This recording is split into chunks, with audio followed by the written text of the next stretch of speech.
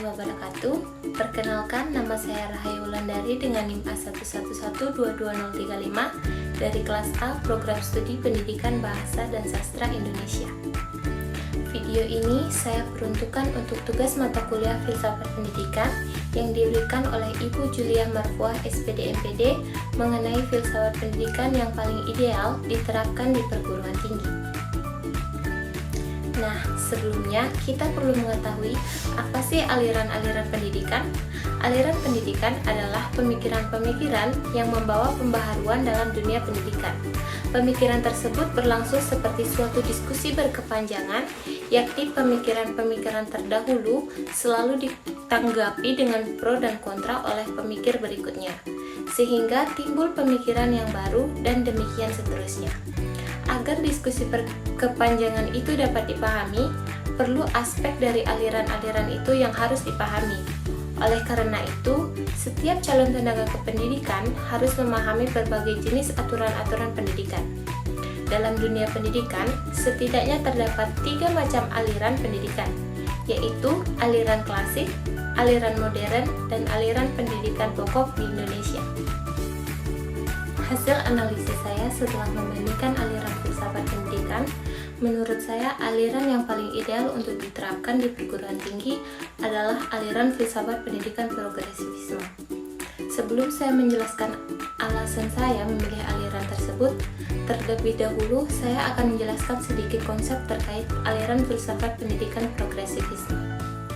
Progresivisme adalah gerakan pendidikan yang mengutamakan penyelenggaraan pendidikan di sekolah berpusat pada anak, sebagai reaksi terhadap pelaksanaan pendidikan yang masih berpusat pada guru atau bahan pelajaran. Pendidikan progresivisme menganut prinsip pendidikan berpusat pada anak.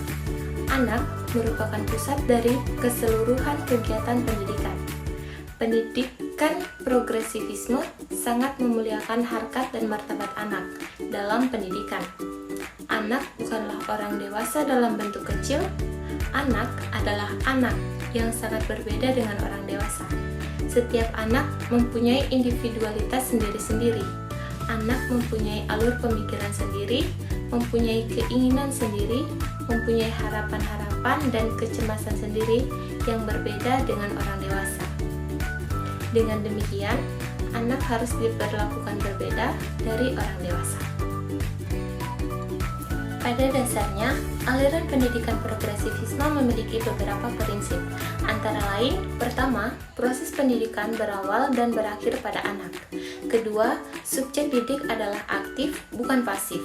Ketiga, peran guru hanya sebagai fasilitator, pembimbing, atau pengarah. Keempat, sekolah harus kooperatif dan demokratif. Kelima, aktivitas lebih fokus pada pemecahan masalah, bukan untuk pengajaran materi kajian. Menurut progresivisme, proses pendidikan memiliki 2 segi, yaitu psikologis dan sosiologis. Dari segi psikologis, pendidik harus dapat mengetahui tenaga-tenaga atau daya-daya yang ada pada anak didik yang akan dikembangkan. Dari segi sosiologis, pendidik harus mengetahui kemana tenaga-tenaga itu harus dibimbingnya. Selanjutnya, alasan saya memilih aliran pendidikan progresivisme sebagai aliran pendidikan yang ideal untuk diterapkan di perguruan tinggi karena aliran ini menghendaki adanya perubahan pelaksanaan pendidikan menjadi lebih maju.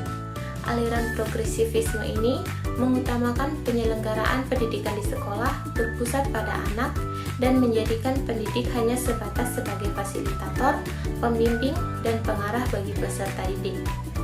Sehingga peserta didik diberi kebebasan baik fisiknya maupun cara berpikirnya supaya dapat mengembangkan bakat dan kemampuan yang terpendam dalam dirinya tanpa terhambat oleh rintangan yang dibuat oleh orang lain. Dan juga aliran ini merubah praktik pendidikan yang selama ini terkesan otoriter menjadi demokratis dan lebih menghargai potensi dan kemampuan anak, serta mendorong untuk dilaksanakannya pembelajaran yang lebih banyak melibatkan peserta didik. Dengan menerapkan aliran progresivisme dalam pendidikan, harapannya dapat membawa perubahan dan kemajuan pendidikan di Indonesia menjadi lebih berkualitas. sehingga mampu mewujudkan tujuan pendidikan nasional Indonesia. Kesimpulan yang dapat saya ambil bahwa teori pendidikan yang dibangun dari filsafat progresivisme oleh John Dewey sebagai tokoh utamanya pada dasarnya mengutamakan 5 hal. Pertama, kurikulum hendaknya disusun berdasarkan pengalaman edukatif, eksperimental, tersusun secara teratur dan tidak dipaksakan mengikuti selera pembuat kurikulum. Kedua, guru mempunyai kelebihan dalam bidang ilmu pengetahuan dan menguasai bidang tersebut. Guru dalam mendidik tidak boleh otoriter kepada anak didik, tetapi guru seharusnya mengarahkan bagaimana cara belajar anak dengan baik menjalankan fungsinya sebagai penunjuk jalan.